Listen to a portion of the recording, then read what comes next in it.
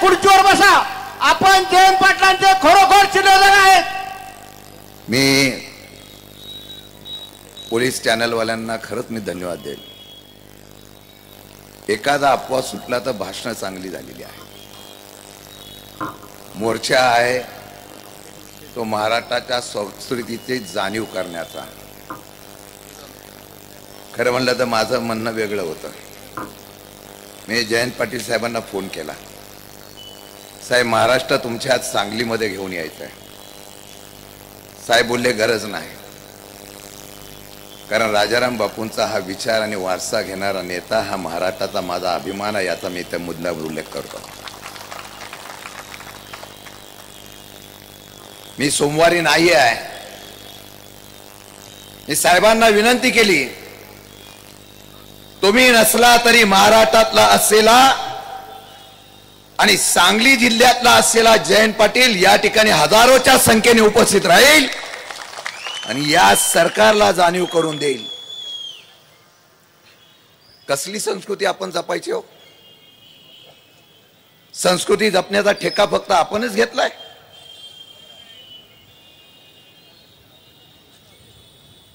मी आज या मुख्यमंत्र्यांना सांगू इच्छितो, जर तुम्हाला वाटत असेल विधान भवनाच्या आतमध्ये गुंड घेऊन दादागिरी करणारे महाराष्ट्रामध्ये गुंडगिरी करून सत्तेच्या पाठीमागे पाठबळ देणाऱ्यांचा तुम्हाला अभिमान असेल तर एकदा पोलिसांना आम्हाला सुद्धा सूट द्यायला सांगा. जशा तसे उत्तर देण्याची ताकद राष्ट्रवादीचा प्रत्येक कार्यकर्ता करेल. हेच आव्हान करण्यासाठी सांगलीला आम्ही आलेलो आहोत. आम्ही पण काय कमी नाही हो. फक्त नेत्याचे संस्कार आहेत आणि विचाराची संस्कृती आहे. या महाराष्ट्राची आणि देशाची संस्कृती तुम्ही बिघडवली. जयंत पाटील हे टार्गेट आहे. राजाराम बापू पाटलांपासून वसंतदादा पाटलांपासून पतंगराव कदमापासून RR पाटलांपासून अनेक दिग्गज नेत्यांनी या ठिकाणी या सांगलीची संस्कृती महाराष्ट्राला दिशा दाखवणारी ठरवली होती. अनेक नेते फोडले गेले. एक नेता असा होता की तो आजही फुटला नाही. तो शरद पवारांच्या पाठीमागे उभा राहिला. त्याचं नाव होतं ते जयंत पाटील होता. आणि ही ताकद जोपर्यंत आहे तोपर्यंत जयंत पाटलांची ही सांगली जिल्ह्यातला राष्ट्रवादी आणि महाविकास आघाडी भक्कमाईच्या विरोधकांना असल्यामुळे, मुख्यमंत्र्यांना असल्यामुळे त्यांनी या ठिकाणी वेगवेगळ्या प्रकारचं षडयंत्र जयंत पाटलांच्या पाठीमागे उभं केलेलं आहे. ते पडळकर वगैरे निमित्त आहे हो. पूर्वीचं विशाल पाटील साहेब राजकारण हे संस्कृतीचं असायचं, विचाराच्या देवाणघेवाणीचं असायचं. दुर्दैव या महाराष्ट्रामध्ये जाती धर्माची तेढ निर्माण करायची आणि ही जाती धर्माची तेढ निर्माण करून अशा प्रकारचे वाचाळवीर वेगवेगळ्या धर्माचे आणि जातीचे उभे करायचे. विशाल पाटील साहेब तुम्ही म्हणाला की आमची वैचारिक लढाई आहे. मी अध्यक्ष झालेलो आहे. मी तुम्हाला ग्वाही देतो, महाराष्ट्रामधले आपली मतविभागणी होऊन द्यायची नाही आणि या लोकांचा बंदोबस्त करायचा, अशा प्रकारचा निर्णय भविष्यकाळामध्ये आपल्याला घ्यावा लागणार आहे. कारण आमच्या विभाजनाचा फायदा ही लोक घेत आहेत. आमच्या विभाजनाचा फायदा घेतात आणि आमचं विभाजन झालं नाही तर जाती धर्माचं नाव घेऊन या ठिकाणी विभाजन करायचं आणि सत्ता हस्तगत करायची, अशा प्रकारचा विचार ह्या लोकांनी आणलेला आहे. लढाई आमची हीच आहे. मला बघायचं आहे, सुरुवात तुम्ही केलेली आहे. दिलीपरावांनी सांगितलं की महाराष्ट्रातल्या कानाकोपऱ्यातून राष्ट्रवादी आणि महाविकास आघाडीची लोक आली, हाच संदेश द्यायचा आहे. मी हाच संदेश देण्यासाठी हा मोर्चा आयोजित करण्याचं नियोजन केलं. एकाही कार्यकर्ता, एकाही नेत्यावर यापुढे जर कोणी अशा प्रकारची भाषा करत असेल तर अख्खा महाराष्ट्राचा राष्ट्रवादी त्याच्या पाठीमागे उभा आहे. हा संदेश आजच्या मोर्चाच्या माध्यमातून आम्हाला द्यायचा आहे. फार हलक्यात घेऊ नका हो.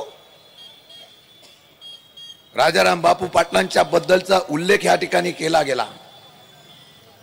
त्या काळामध्ये जे काही राज्यकर्ते होते, त्या काळामध्ये ज्यांनी या राज्यकर्त्यांनी महाराष्ट्राला दिशा दाखवली, त्यातलं एक नाव होतं राजाराम बापू पाटील.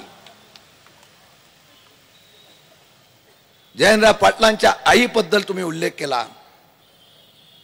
तुमच्या हजारो पोस्टर लागले गेले. देवाभाऊ देवाभाऊ म्हणून आपण प्रसिद्धी केली, एका कार्यक्रम केला, त्याच्याबद्दलचा श्रेय घेण्याचा प्रयत्न केला. पण देवाभाऊ, एका तुमच्या नेत्यांनी केलेल्या या असलेल्या अपशब्दामुळे महाराष्ट्रामध्ये तुमची नाचक्की झाली. जेवढं तुम्ही प्रसिद्ध करायला गेला, आजच्या एका या असलेल्या वक्तृत्वामुळे अख्खा महाराष्ट्र तुमच्यावर शीतू करतोय. हा संदेश देण्यासाठी आमचा हा मोर्चा या ठिकाणी आणलेला आहे. आणि सुरुवात आहे, जिथे जिथे तुम्ही अशा प्रकारच्या पद्धतीने प्रयत्न करणार आहात, तिथे तिथे तुम्हाला अशा प्रकारचे वाचाळवीर तुम्ही उभे केलेले आहात. तिथे तिथे आम्ही तुमच्या विरुद्ध अशा प्रकारचा आवाज उठवण्याचं काम आम्ही करणार आहे.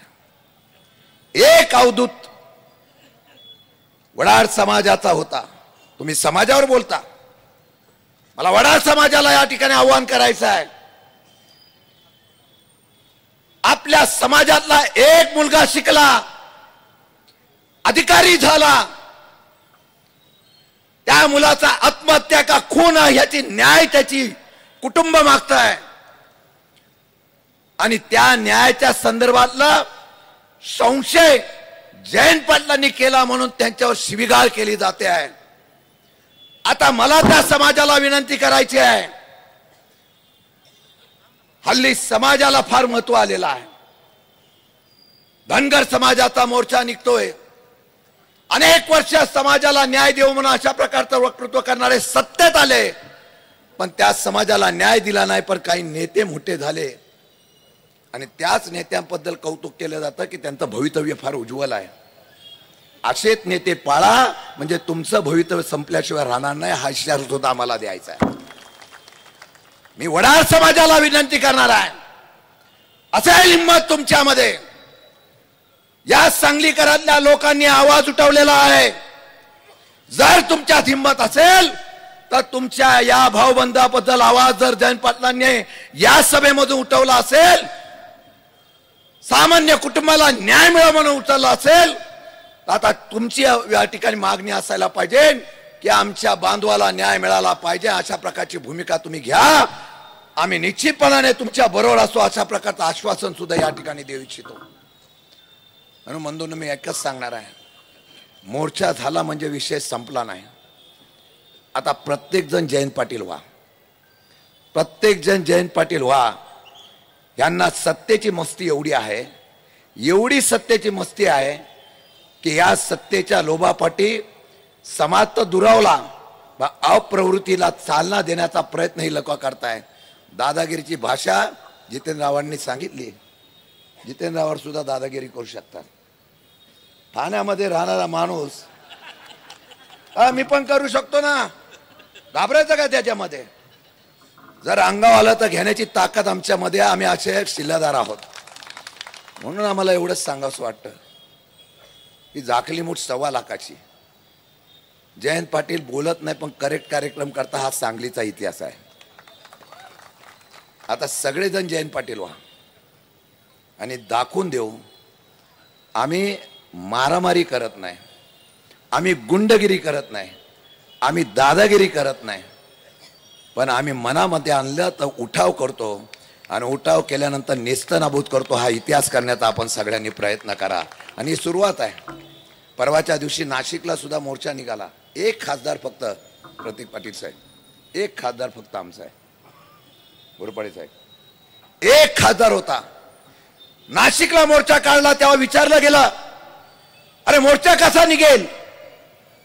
पण लोकांच्या आणि शेतकऱ्यांच्या मनामध्ये जी धगधग आहे ना, ती बाहेर पडली.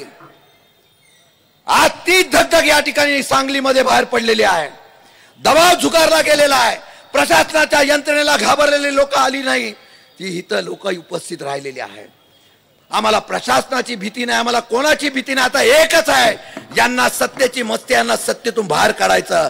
शेतकरी या ठिकाणी अडचणीत आहे, युवक अडचणीत आहे. ज्या राजाराम बापू पाटलांनी, ज्या वसंतदादांनी, ज्या यशवंतराव चव्हाणांनी आम्हाला संस्कृती शिकवली, ज्या शरद पवार साहेबांचं नेतृत्व आम्ही मानतो, त्या नेतृत्वाच्या माध्यमातून चालत असताना सुबलाम म्हातारा महाराष्ट्र करण्याचा आम्ही प्रयत्न केला. त्यात महाराष्ट्राला आम्हाला संपवण्याचा प्रयत्न होत असेल तर एक लढाई आज सुरू केलेली आहे. यापुढे सांगलीमध्ये ज्या ज्या वेळेला अन्याय होईल त्या त्यावेळेला ही सगळी जनता रस्त्यावर उतरेल आणि त्याला न्याय देण्याचा प्रयत्न करेल. हाच इशारा आम्हाला आज मोर्चाच्या द्वारे द्यायचा आहे. आपण आल्याबद्दल मनापासून या ठिकाणी आभार व्यक्त करतो आणि मी सांगतो जयंत पाटील एकटे नाही, अख्खा महाराष्ट्र आणि शरद पवार पक्ष त्यांच्या पाठीमागे आहे. जय हिंद, जय महाराष्ट्र. कार्यक्रमाचं आभार प्रदर्शन सांगली जिल्हा राष्ट्रवादी युवक काँग्रेस. सगळ्यांनी जागेवर